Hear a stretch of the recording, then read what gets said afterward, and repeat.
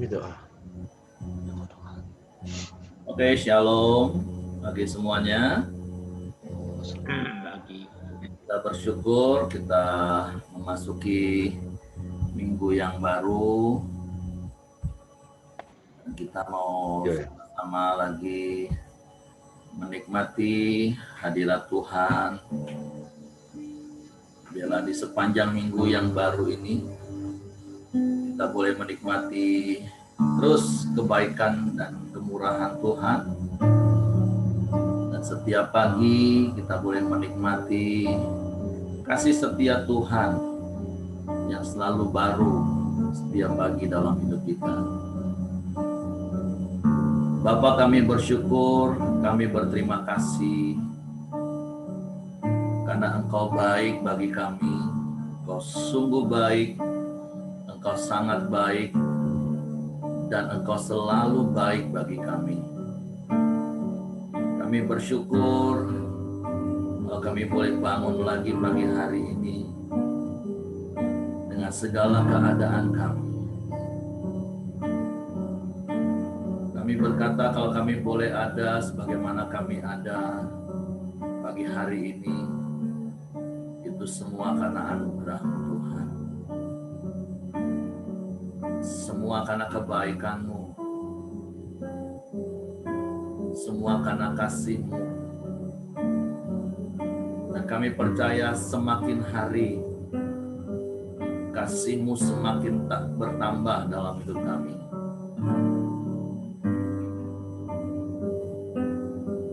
Sebab itu kami bersyukur pagi hari ini kepada-Mu. Ku ada sebagaimana ku ada, berdiri menghadap tatamu Bapa. Semua karena anugerah-Mu yang telah selamat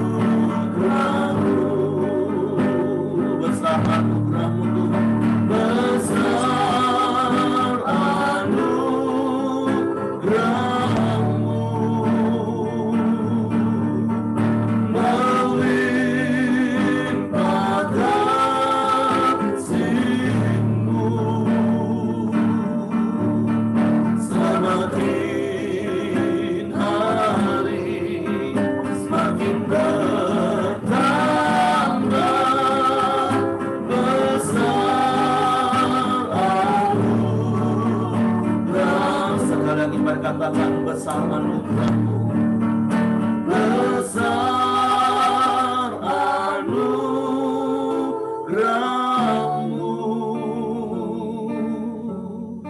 melimpah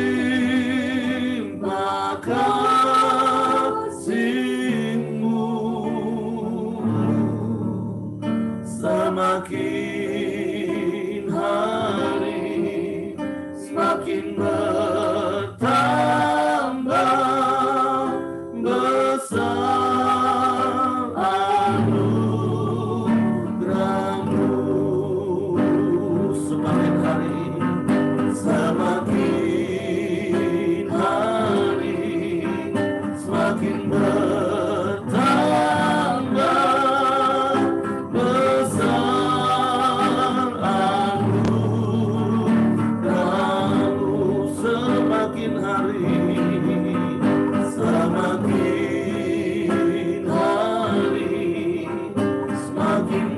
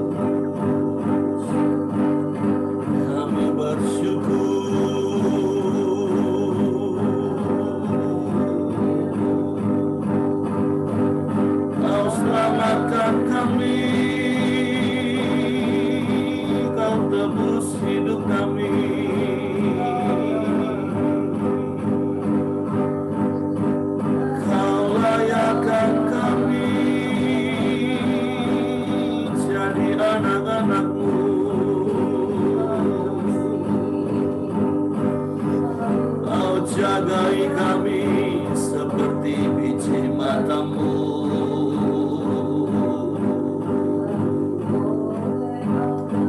Kau limpahi kami dengan kebajikan-Mu Tuhan.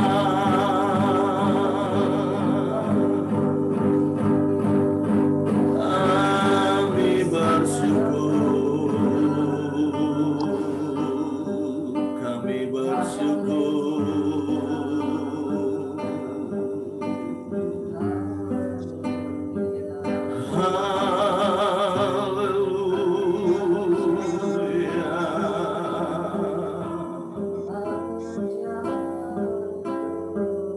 Haleluya.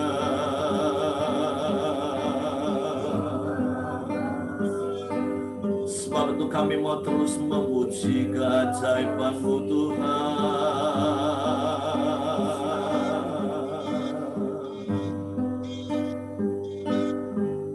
Haleluya.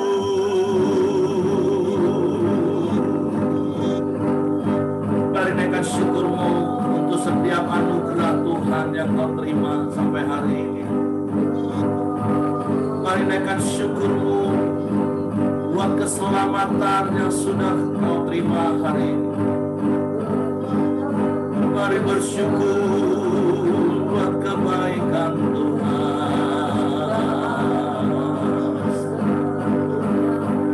Haleluya.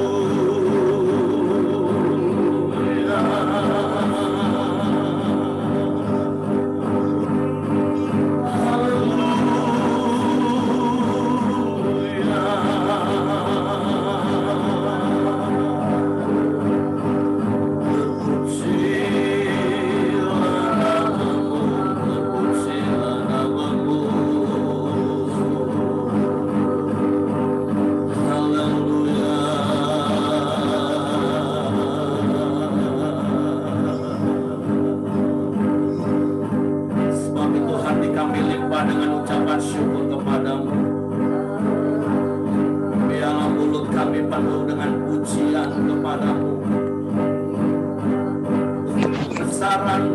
keajaiban-Mu yang Kau nyatakan bagi kami Tuhan.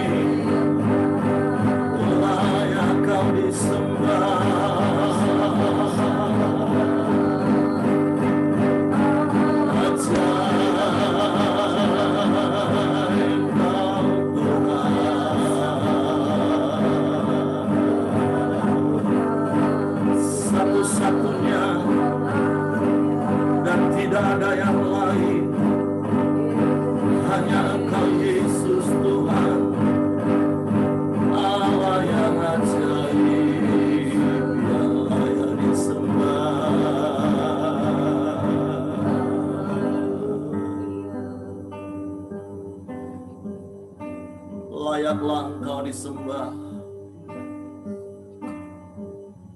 layaklah Engkau dipuji, sebab Engkau Allah yang ajaib, Engkau Allah yang maha besar, Engkau Allah yang sanggup lakukan segala perkara. Kami bersyukur di dalam segala keajaiban-Mu, di dalam segala kedahsyatan-Mu. Engkau melimpahi kami dengan anugerah-Mu. Engkau menyertai kami dengan kebaikan dan kebajikan serta kemurahan-Mu. Bahkan Engkau menjagai kami seperti biji mata-Mu. Karena kami adalah milik kesayangan-Mu, umat tebusan-Mu. Bapa, pagi hari ini kami bersyukur kalau kami boleh ada sebagaimana kami ada pagi hari ini. Semua karena anugerah-Mu, semua karena kebaikan-Mu. Sebab itu layaklah Engkau dipuji, dimuliakan dalam hidup kami, seumur hidup kami. Kami percaya Engkau menjagai kami. Dan sedetik pun Engkau tidak pernah terlelap, sedetik pun Engkau tidak pernah tertidur, sedetik pun Engkau tidak pernah membiarkan dan meninggalkan kami. Sebab itu kami aman di dalam Engkau. Kami tenang di dalam Engkau, Tuhan. Sekalipun sekeliling kami sedang bergelora, Tuhan, kami mau tetap tinggal tenang di dalam Engkau, menjalani hari-hari hidup kami bersama-Mu. Bapa, kami bersyukur buat hari yang baru. Kami juga boleh memasuki minggu yang baru. Dan biarlah sepanjang minggu ini, Tuhan, kami terus mengalami bukti kebesaran-Mu itu nyata dalam hidup kami. Karena kami mau hidup menggenapi firman-Mu, Tuhan. Terima kasih buat pagi hari ini kami boleh bersekutu bersama dengan Engkau, bersama dengan saudara-saudara seiman. Dan sebentar kami mau kembali belajar kebenaran firman-Mu. Roh Kudus, tolong kami untuk kami mengerti dan memahami firman-Mu. Di dalam nama Yesus Tuhan kami ucap syukur, kami sambut firman-Mu. Yang siap mari katakan amin. Oke, shalom pagi semuanya. Kita bersyukur, berterima kasih. Kita sudah memasuki minggu yang baru. Kemarin kita mengawalinya dengan beribadah bersama-sama, baik yang secara offline maupun secara online tentunya. Dan kita bersyukur pagi hari ini kita boleh kembali bertemu di dalam persekutuan saat teduh kita pagi hari ini. Dan kita percaya Tuhan ada bersama dengan kita, amin.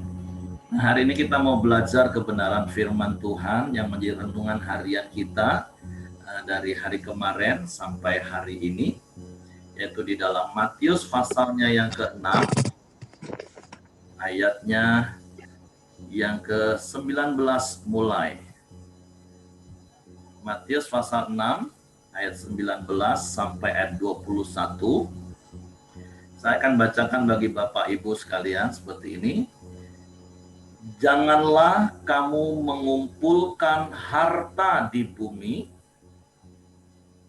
bumi ngengat dan karat merusakkannya, dan pencuri membongkar serta mencurinya. Tetapi kumpulkanlah bagimu harta di surga ngengat dan karat tidak merusakkannya, dan pencuri tidak membongkar serta mencurinya. Karena di mana hartamu berada, di situ juga hatimu berada. Nah, tentu ayat ini adalah ayat yang sebenarnya sudah sering kita baca, tetapi tentu juga menjadi ayat yang bisa menimbulkan banyak pemikiran, bahkan menimbulkan banyak pertanyaan dalam hidup setiap kita. Apalagi kalimat pertamanya di situ dikatakan, janganlah mengumpulkan harta di bumi. Wah, ketika ada kata janganlah mengumpulkan harta, tentu mungkin banyak yang bertanya, jadi gimana kalau kita nggak mengumpulkan harta? Tadi sebelum kita mulai, saya sempat ngobrol dengan Ko Hengki, dengan Ko Simon. Nah, kan ada statement di dalam dunia ini katakan gini loh, memang sih uang bukan segala-galanya, tapi segala-galanya butuh uang. Gimana kita nggak ngumpulin harta, nggak ngumpulin uang? Nah, Bapak Ibu, nggak usah takut, bukan Tuhan nggak boleh kita cari uang, karena toh ada ayat yang lain, Rasul Paulus menulis kepada jemaat Tesalonika, kalau orang nggak kerja, nggak usah makan. Nah, zaman sekarang kalau mau makan mana ada yang gratis, semua harus pakai uang. Nah, tentu konteks yang harus kita pahami dari ayat-ayat yang menjadi renungan kita hari ini, jangan fokus pada kata janganlah saja. Sehingga kayaknya, kok dilarang kita cari uang? Katanya harus rajin. Amsal aja bilang suruh belajar dengan semut. Nah, kata kuncinya itu adalah janganlah mengumpulkan. Terus harta di bumi. Nah, Yesus juga kasih alasan kan lebih dulu, mengapa kita jangan mengumpulkan harta di bumi. Saya bahas di buminya dulu, karena tadi ayat itu katakan di bumi itu ngengat dan karat bisa merusak, pencuri bisa mencuri. Nah, Yesus mengingatkan hal yang pertama, di dunia ini tidak ada yang kekal. Bahkan Amsal katakan harta itu bisa tiba-tiba mempunyai sayap dan hilang, terbang. Nah, berkali-kali saya pernah sampaikan kepada setiap kita, rasa aman kita itu ditaruh kepada hal apa? Apakah Bapak Ibu tenang hari ini karena Bapak Ibu masih ingat, masih punya banyak deposito, angka saldo di tabungan Bapak Ibu masih lebih dari cukup, harta-harta yang tidak bergerak masih banyak, atau karena kita tenang karena kita percaya kita ini ada di dalam Tuhan. Nah, jadi Tuhan mau mengingatkan kita hari ini di bagian ayat yang ke-21 katakan, jangan sampai kita memiliki rasa tenang kita itu pada harta kita. Makanya di ayat 21 Yesus katakan, di mana hartamu berada, di situ hatimu berada. Makanya di ayat 19 Yesus katakan, harta di dunia ini, di bumi ini, itu nggak kekal Bapak Ibu. Mengapa ada begitu banyak orang bisa stres kalau kehilangan uang? Berkali-kali saya sudah ngomong, ini prinsip hidup keluarga kami. Apakah kalau tidak ada uang itu, nggak punya uang itu masalah bagi kami? Enggak. Karena kata masalah sesungguhnya dalam hidup kami sudah dihapus. Bagi kami tidak akan pernah ada masalah dalam hidup ini. Tapi setiap situasi yang Tuhan izinkan kami alami, itu adalah sebuah cara Tuhan untuk menunjukkan bahwa Dia berkuasa atas hidup kami. Kalau kami nggak punya uang, itu nggak masalah bagi kami, karena itu artinya situasi yang Tuhan izinkan untuk Tuhan menunjukkan bahwa Dia bisa memelihara kami, Dia bisa memberkati kami. Contoh berikutnya, apakah kalau sakit itu masalah bagi kami? Itu nggak masalah bagi kami. Karena kalau kami sakit, itu artinya situasi itu Tuhan izinkan untuk dia menunjukkan bahwa dia berkuasa menyembuhkan. Karena hanya orang-orang yang sakitlah yang akan disembuhkan. Hanya orang-orang yang nggak punyalah yang merasa akan diberi.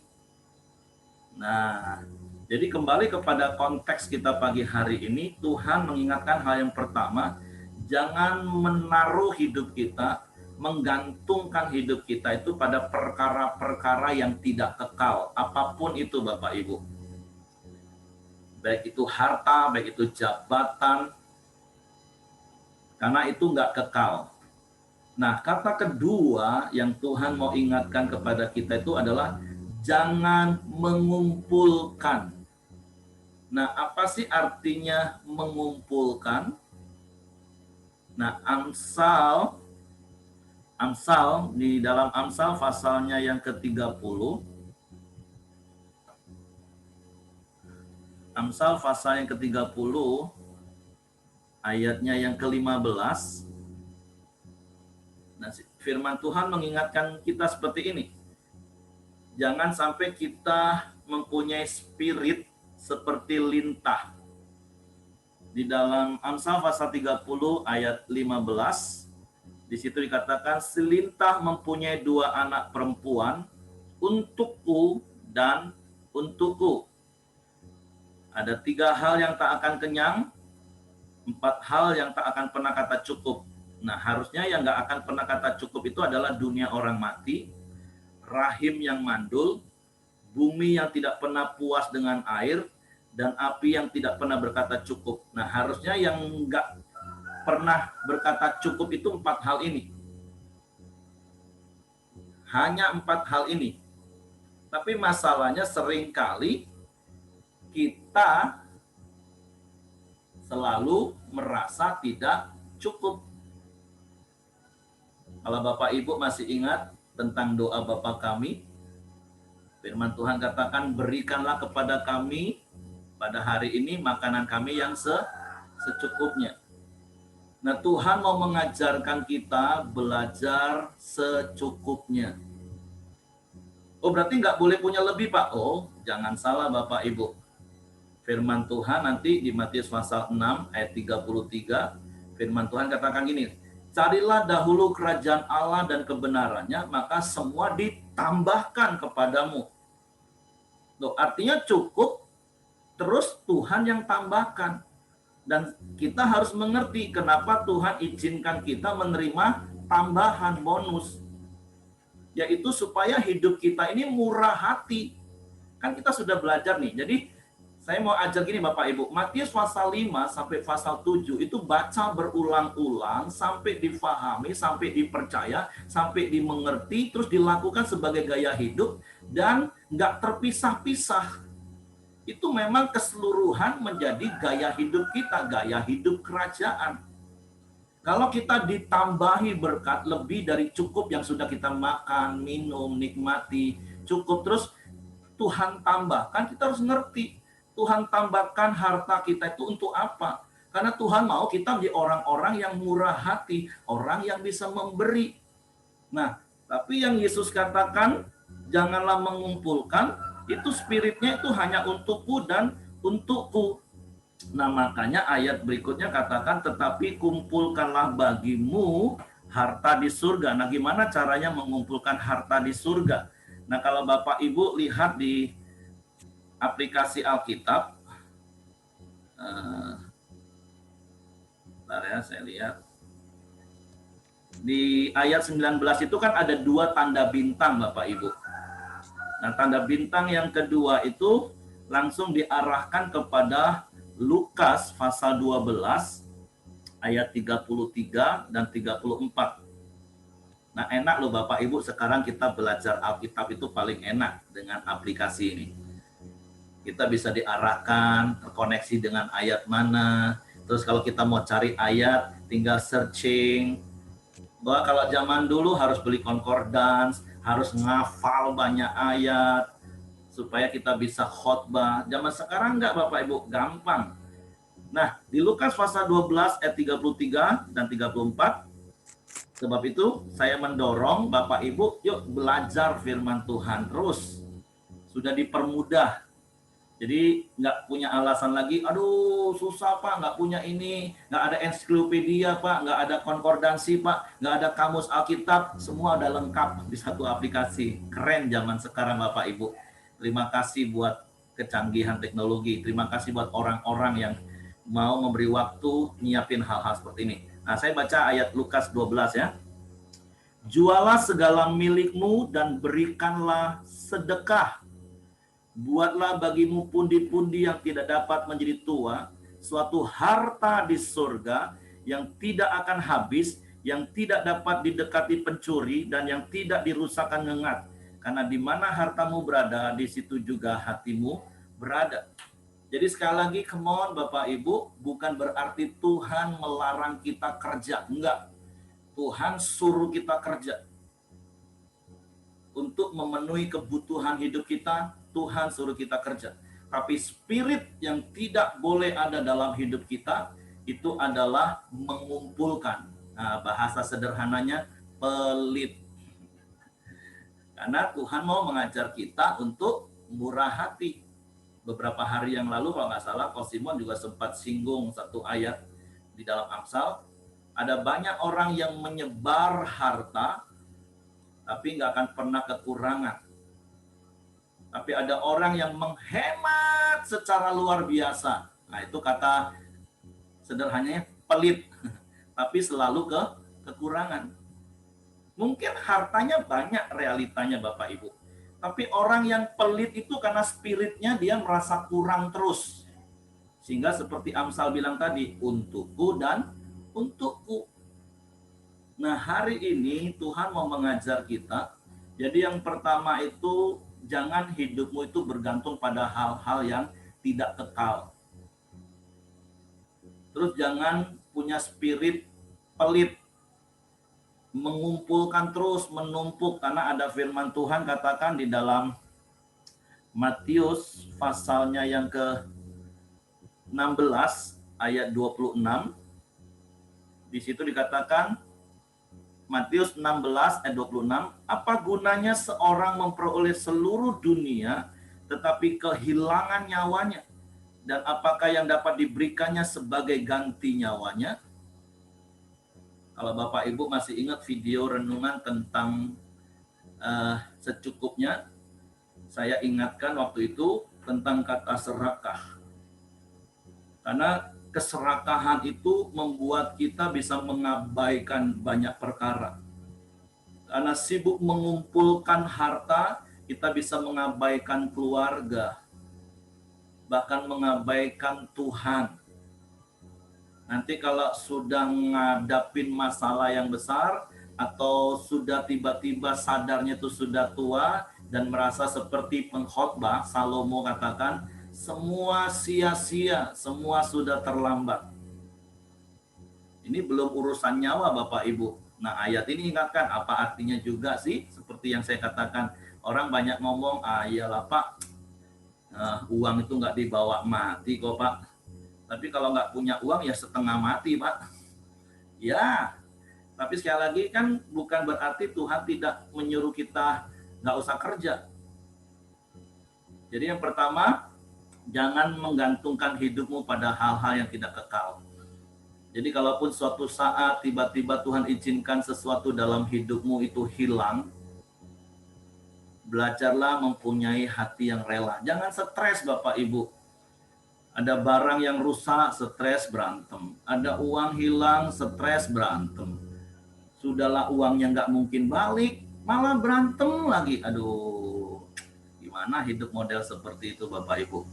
Bukan berarti terus kita ceroboh biar uang hilang gitu, bukan Bapak Ibu. Jadi sekali lagi maksudnya jangan menggantungkan hidup kita itu pada hal-hal yang nggak kekal. Tapi rasa aman kami, dan saya mendorong setiap kita juga punya rasa aman itu karena kita punya Tuhan. Di dalam Tuhan ada segalanya, amin. Nah yang kedua, yang saya katakan tadi, jangan punya spirit yang pelit. Karena bicara cara mengumpulkan harta di surga tadi, firman Tuhan sudah katakan, jual hartamu, terus beri sedekah.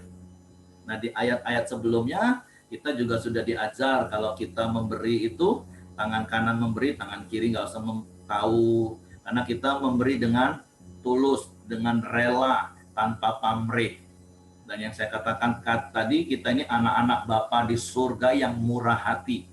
Jadi Bapak Ibu kalau ingat ya, harta yang Tuhan percayakan dalam hidup Bapak Ibu itu sudah lebih untuk dimakan, untuk dikelola, untuk dinikmati.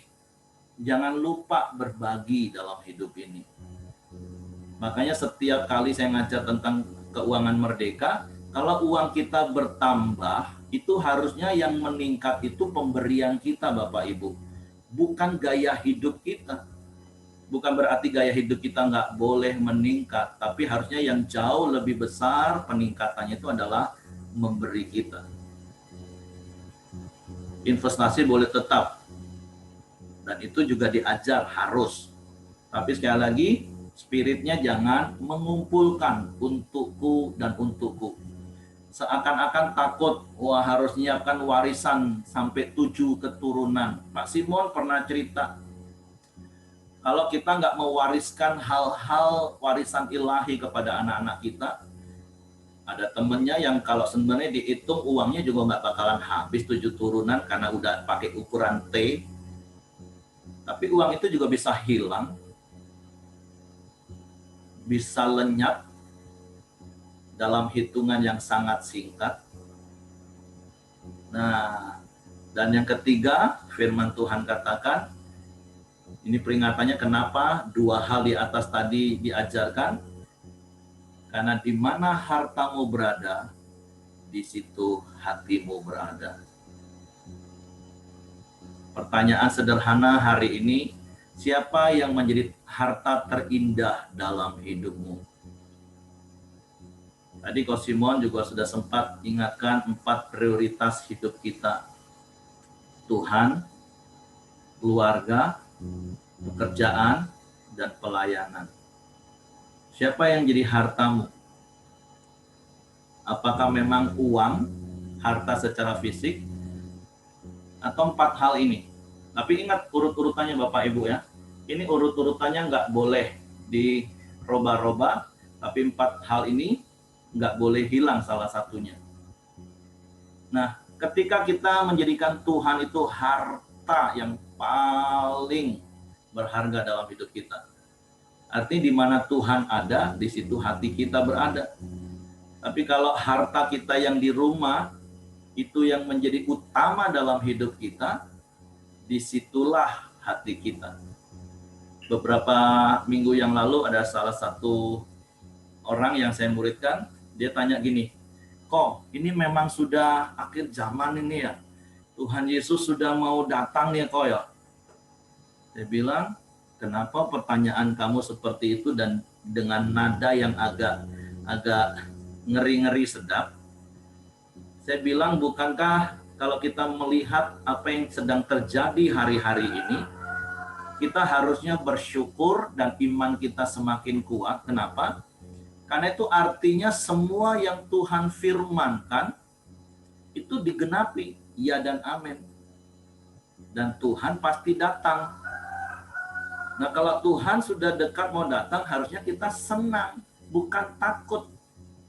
Seperti ilustrasi yang sering saya katakan, kalau seandainya seorang istri sedang menunggu suaminya pulang karena kerja mungkin sudah berminggu-minggu, bahkan berbulan-bulan, ketika dikasih kabar, besok aku datang, tapi aku belum tahu ya jam berapa ya, bisa juga cancel, bisa juga tunda, tapi nggak apa-apa lah, aku pasti datang kok.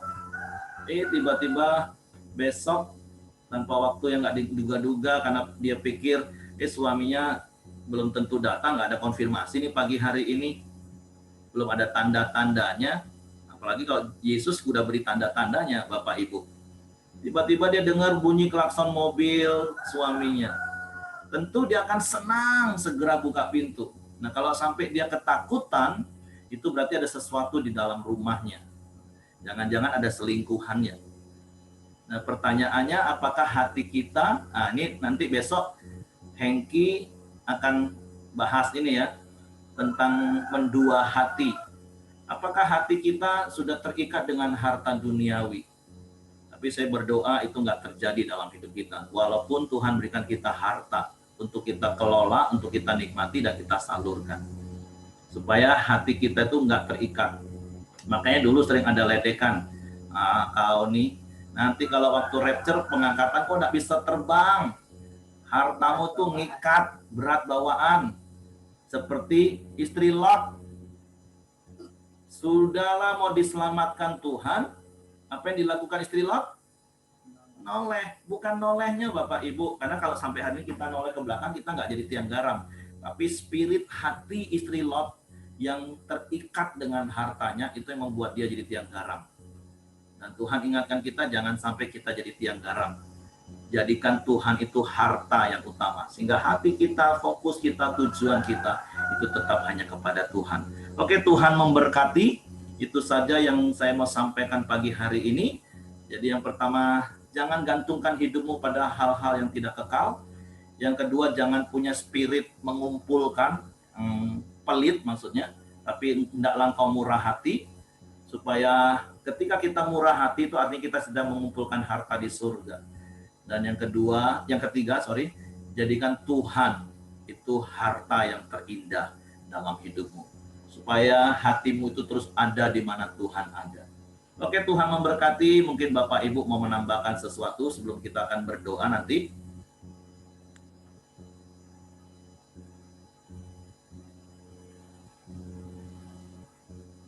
Ada yang punya pengalaman dengan harta? Bagaimana sikap hati Bapak Ibu dengan harta? Boleh cerita hari ini Bapak Ibu. Seperti saya pernah bilang, cinta akan uang itu bukan hanya kalau kita kerja gila-gilaan cari uang. Bukan. Tapi orang yang takut nggak punya uang atau stres waktu nggak punya uang, itu juga berarti dia cinta akan uang. Karena orang yang nggak cinta akan uang, dia cinta pada Tuhan yang bisa memberi dia uang. Sehingga dia tetap tenang walaupun nggak punya uang. Oke, C. Dewi mau ngomong? Lihat unmute. Oh enggak. Oh ya, ini ada Talia. Selamat datang ya. Oh, cuman suaranya nggak connect kayaknya. Ada C. Ani ya. Oke, silakan Bapak Ibu. Ada yang mau menambahkan? Mau cerita tentang hidup gimana soal harta? Apakah hati Bapak Ibu sering galau kalau nggak punya uang? Stres, marah-marah, uring-uringan, jadi sensi. Wah. Coba periksa hati Bapak Ibu ya. Kalau Simon, Ciaping mau ngomong sesuatu? Saya enggak. Oke, silakan merenung kalau gitu Bapak Ibu. Kayaknya sedang tercenung Bapak Ibu. Jadi seperti yang saya katakan tadi Bapak Ibu, Matius pasal 5 sampai 7 itu tolong dibaca berulang-ulang. Kita bisa praktek ayat-ayat ini sudah lebih dari cukup lah. Itu sudah pengikut Kristus sejati itu. Karena ayat ini kan kait-mengait menjadi satu kesatuan dalam hidup kita, jadi gaya hidup kita. Oke, kalau enggak ada, ya sudah, silakan Bapak Ibu renungkan firman Tuhan ini sepanjang hari ini. Jangan kalau tertuduh terus pura-pura lupa firman Tuhan hari ini.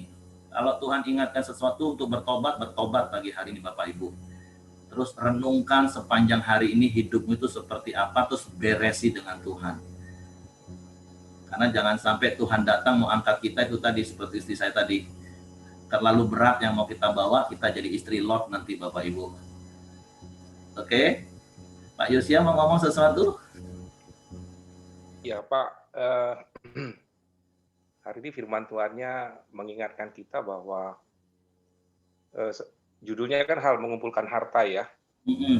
Jadi apakah kita boleh atau tidak mengumpulkan harta? Tapi dari judulnya ini kan bicara tentang mengumpulkan harta ya. Ini ada dua, mengumpulkan harta di bumi pilihannya atau mengumpulkan harta di surga.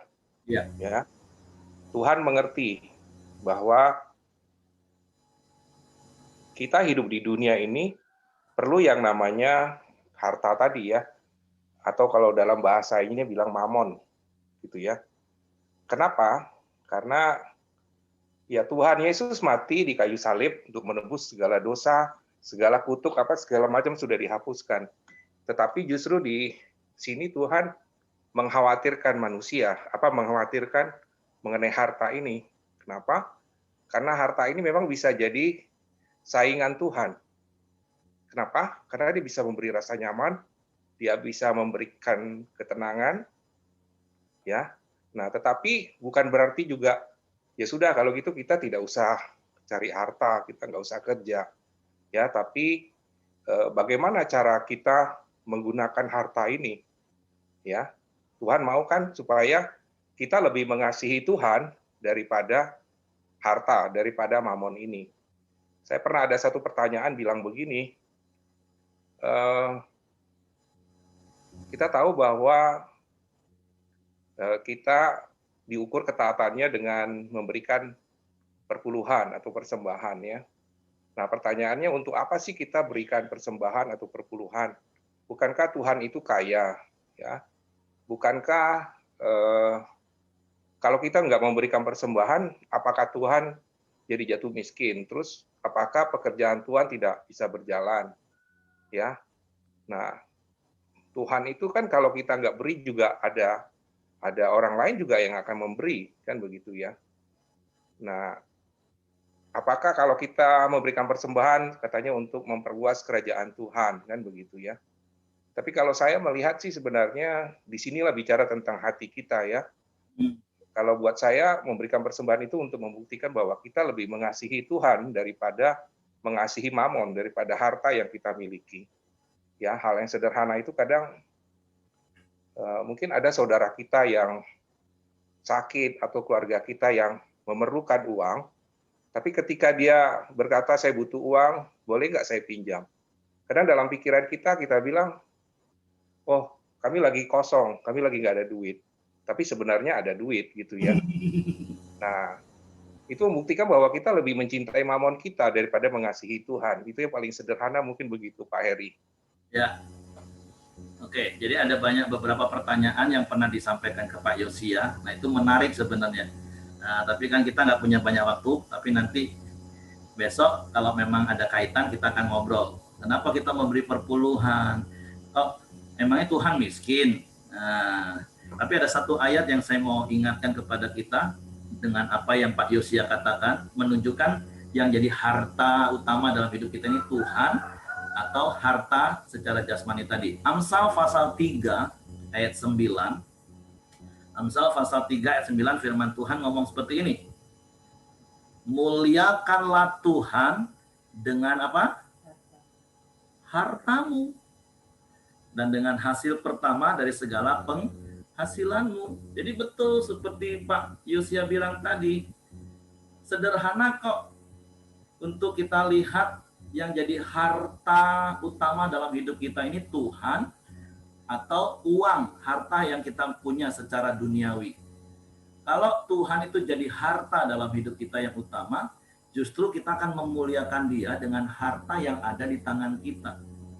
Dengan kita mengembalikan persepuluhan, kita memberikan buah sulung kita memberikan persembahan. Karena spiritnya ingat Roma 11 ayat 36, ini spirit yang berbeda bertolak belakang dengan spirit yang saya katakan tadi, mengumpulkan yang pelit untukku dan untukku. Nah, yaitu segala sesuatu itu dari Dia, oleh Dia, kepada Dia, bagi Dialah kemuliaan. Jadi kita harus tahu bahwa semua harta duniawi, materi yang ada pada kita itu dari Tuhan, punyanya Tuhan.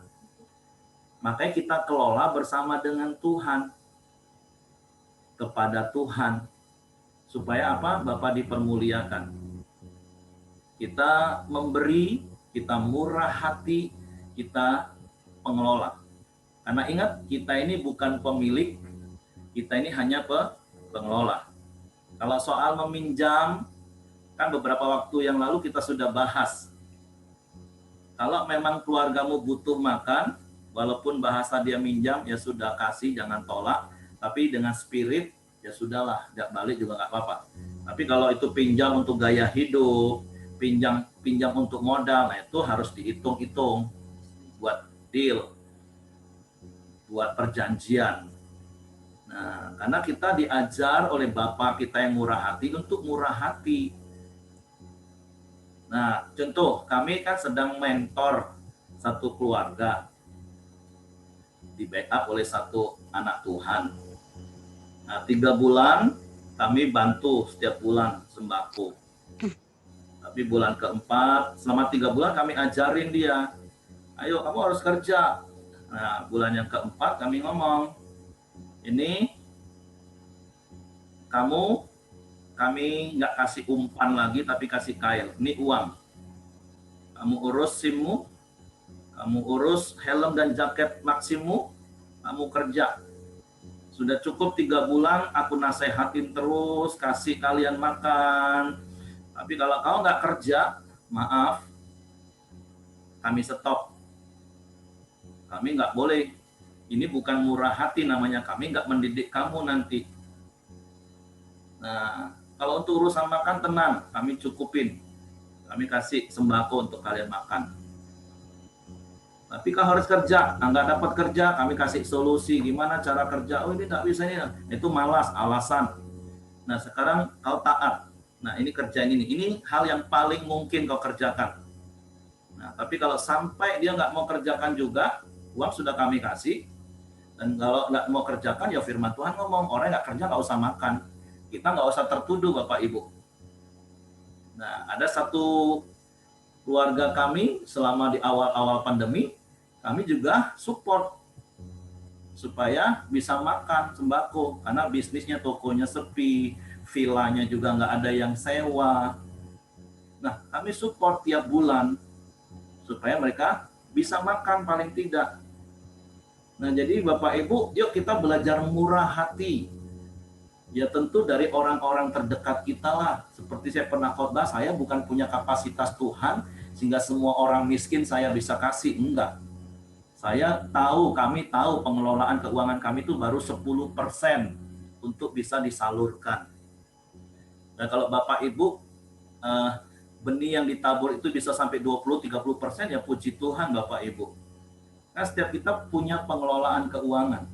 Kita yang tahu saldo tabungan kita berapa. Mama saya selalu ngomong, ingetin, kalau ditanya jangan ngomong nggak punya uang. Nanti benar-benar nggak punya uang, kau syukurin. Saya jadi ingat satu cerita, ada satu jemaat. Saya ngomong kan, tanya, waduh dengar-dengar punya kebun nih sekarang. Enggak lah Pak, enggak ada Pak. Bapak nih. Saya bilang kalau punya kebun saya ikut senang, puji Tuhan. Bukan saya meminta hasilnya. Enggak lah Pak, akhirnya berapa tahun kemudian ya? Berapa bulan kemudian, nggak sampai berapa tahun kemudian. Saya ngomong, Pak minta maaf ya. Sebenarnya sih ada kebun Pak, tapi sekarang nggak ada lagi, sengketa Pak tanahnya. Nah itu dia. Bukan berarti terus aku ini pendeta doain syukurin. Enggak maksud saya. Tapi kuasa perkataan Bapak Ibu, kuasa perkataan. Kita memberi, tidak memberi, itu keputusan di tangan kita. Yang Tuhan mau kita nggak nipu dan tidak pelit. Itu maksudnya Bapak Ibu. Ya, dan kita kan tahu siapa yang mau kita beri itu siapa, orangnya seperti apa. Kita harus belajar. Bukan murah hati itu terus, pokoknya orang minta diberi, orang minta diberi, pokoknya sampai kamu batangnya itu yang kena tebang. Bukan lagi buahnya yang kita bagi. Nah itu juga nggak bijak Bapak Ibu. Jangan sampai anak istri di rumah nggak makan hanya demi supaya engkau dikenal orang sebagai orang murah hati. Nah, itu sesat itu Bapak Ibu. Nggak boleh seperti itu. Jadi uang itu harus dikelola. Jangan apalagi sampai utang terus untuk memberi orang, menabur di gereja supaya dilihat. Dengan harapan nanti kalau dapat untung kan aku bisa bayar utang. Itu nggak benar itu Bapak Ibu.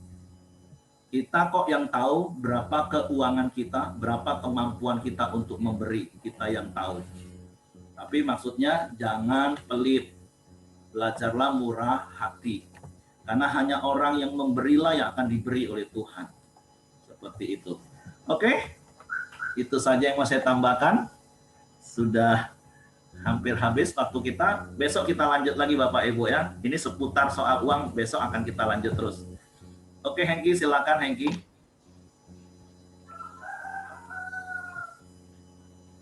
Kita satukan hati dalam doa. Bapak, terima kasih, kami bersyukur kepadamu ya Tuhan. Biarlah di pagi hari ini kami datang bersyukur, memuji dan menyembah Engkau ya Tuhan. Dan juga Tuhan, di mana kami sepakat, kami sehati, kami berdoa kepada Engkau ya Tuhan. Kami percaya Tuhan, kuasa kesembuhan-Mu tercurah atas setiap kami ya Tuhan. Di pagi hari ini juga kami berdoa Tuhan, buat suku anak dalam ya Tuhan, yang ada di Bukit 12 di Kecamatan Air Hitam, Sarulangun ya Tuhan. Biarlah bisa dijamah Tuhan, Tuhan. Biarlah mereka akan membuka hati Tuhan untuk menerima kebenaran firman-Mu ya Tuhan. Biarlah kami berdoa Tuhan, biarlah kabar keselamatan-Mu ini juga Tuhan, sampai kepada suku anak dalam dimanapun mereka berada ya Tuhan. Tuhan, kami berdoa Tuhan, biarlah kepada kepala sukunya Tuhan, Tuhan jamah Tuhan. Biarlah Tuhan juga terus Tuhan mengubah hati mereka Tuhan. Kami berdoa Tuhan, biarlah kuasa-Mu bekerja Tuhan kepada suku anak dalam ini ya Tuhan. Terima kasih ya Tuhan, kami juga berdoa buat Ibu Riana ya Tuhan. Biarlah kuasa kesembuhan-Mu tercurah ya Tuhan. Biarlah di mana masih ada 2 titik infeksi yang belum sembuh Tuhan di paru-parunya Tuhan. Kami berdoa Tuhan, biarlah mukjizat-Mu terjadi ya Tuhan. Biarlah kesembuhan-Mu sempurna terjadi dalam tubuh Ibu Riana ya Tuhan. Biarlah oleh bilur-bilur-Mu Tuhan, kami percaya Tuhan kesembuhan-Mu di pagi hari ini sudah tercurah di dalam nama Tuhan Yesus ya Bapak. Terima kasih Tuhan juga memberkati Pak Yosia Tuhan. Biarlah Tuhan terus Tuhan, keluarga ini senantiasa hidup di dalam Engkau Tuhan. Menjadi berkat dimanapun mereka berada juga ya Bapak. Terima kasih, kami juga berdoa buat Albert ya Tuhan. Biarlah hari demi hari Tuhan kami percaya Tuhan. Albert terus mengalami Tuhan.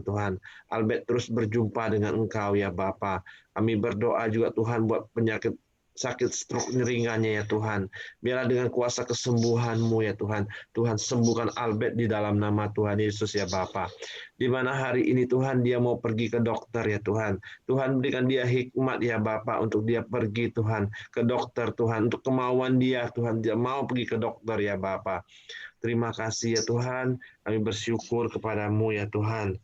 Kami juga berdoa buat Ibu Marianti Tuhan. Ibu Marianti ya Tuhan. Biarlah Tuhan juga menyembuhkan sakit hipertensinya ya Tuhan dan gula darah tingginya ya Bapa. Biarlah kuasa kesembuhan-Mu juga tercurah kepada Ibu Mirianti ya Tuhan. Dan juga kepada Bapak Siregar, hipertensi dan sesak napasnya juga Tuhan sembuhkan ya Bapa. Biarlah kuasa kesembuhannya tercurah di dalam nama Tuhan Yesus ya Bapa. Terima kasih ya Tuhan. Kami juga serahkan pokok doa berikutnya ke bawah tangan kuasa-Mu ya Bapa. Terima kasih Tuhan, pagi hari ini kami bersyukur buat kebaikan dan kemurahan-Mu, buat pelindungan dan penyertaan-Mu kepada kami selalu Tuhan. Kami bersyukur Bapa, di pagi hari ini kami mau berdoa menyerahkan Tio ke dalam tangan-Mu. Engkau yang memberi dia kekuatan dan kesehatan setiap hari Tuhan. Engkau pulihkan kesehatannya Bapa. Kami juga berdoa untuk keluarganya, Papa, Mama, dan adiknya Tuhan. Tahu kerinduan hatinya, dia ingin keluarganya boleh menerima Engkau sebagai Tuhan dan Juru Selamatnya Tuhan. Baik mereka juga boleh mengenal Engkau dan mendapat kasih karunia-Mu Tuhan. Tuhan Engkau yang berkarya dan kami percayakan firman-Mu. Satu orang percaya, maka seisi keluarganya akan diselamatkan. Terima kasih Tuhan, kami percayakan ke dalam tangan-Mu.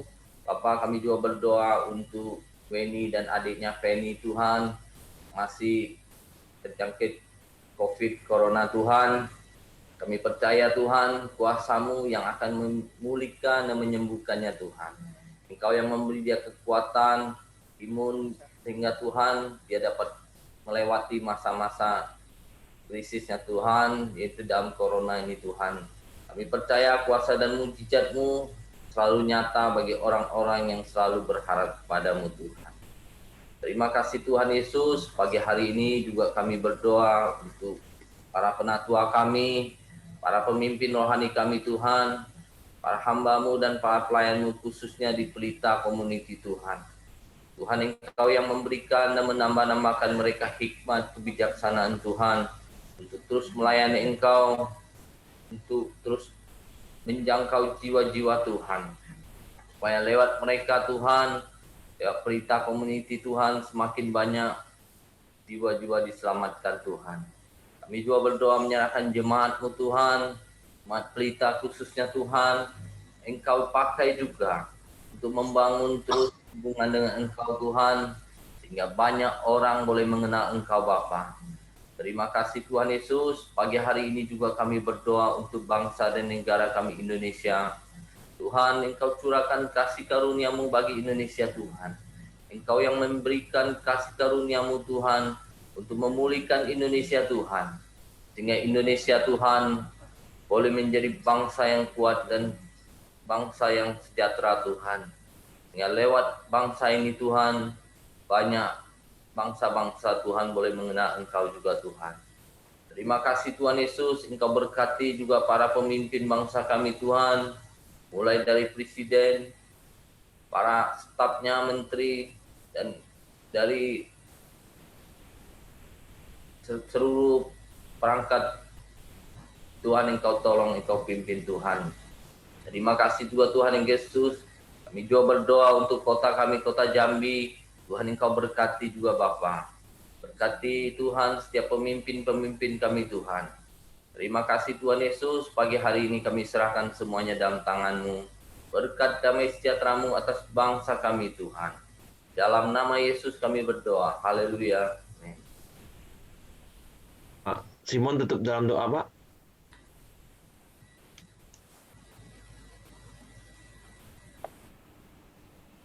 Kami bersyukur, kami berterima kasih kepada Tuhan sebab Tuhan begitu baik yang sudah menolong sepanjang hari demi hari, bulan demi bulan, dan tahun demi tahun kami boleh berada di bawah tuntunan-Mu Tuhan.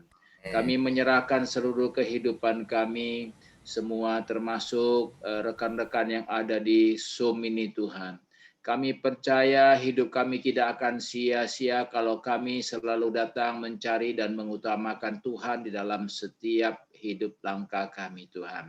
Kami percaya firman-Mu sudah berbicara kepada kami. Kami menyadari sesungguhnya hidup kami butuh uang. Tetapi yang diutamakan adalah dalam hidup kami mengutamakan Tuhan yang menjadi sumber dari segala-galanya bagi kami. Biarlah Tuhan sudah mendengar semua seruan doa yang kami naikkan. Kami percaya kami masih tetap mengandalkan Engkau Tuhan. Kami berdoa juga buat rekan-rekan yang lain yang sudah kami doakan dan sudah mengalami mujizat-Mu Tuhan. Termasuk Willy Tuhan. Dan kami berdoa juga untuk Lita Tuhan. Tuhan jamah sakit imunnya supaya semuanya di bawah kendalinya Tuhan. Terima kasih Tuhan. Kami serahkan seluruh aktivitas kami pada pagi hari ini Tuhan. Kami yakin dan kami percaya.